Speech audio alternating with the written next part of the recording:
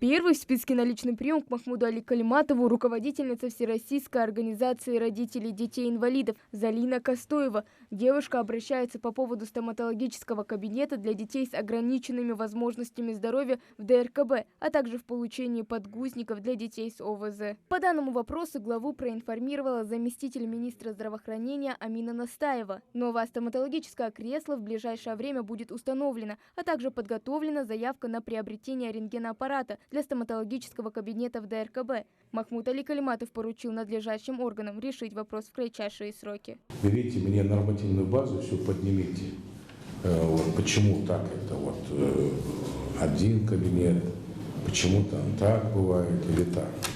В части сегодня кресло есть-то? Да, кресло вчера привезли, но... Точно привезли, мы туда выезжаем, Али Макшарипович. В понедельник придут рабочие, его же монтировать, нужно подключать. Хорошо. А анестезиолог есть там? Анестезиолог есть там. Тоже мы есть. Рассматриваем вопрос закупки. То есть вот этот кабинет через 2 дня, понедельник будет работать? В среде, прием в среду. В среде. Он должен работать ежедневно. И мне это доложить. Следующий посетитель Магомед Сычоев. Мужчина обращается по поводу обеспечения жильем ветерана боевых действий. Он не раз подавал заявление на получение денежных выплат, предусмотренных государством по закону. Так, по решению Магасского районного суда 27 декабря 2021 года заявитель включен в Федеральный регистр граждан, ставших на учет на улучшение жилищных условий до 1 января 2005 года. Разберитесь. Возьмите его на контроль и какие-то вопросы его. В части земли. У вас есть же земля? Есть. Не выдали.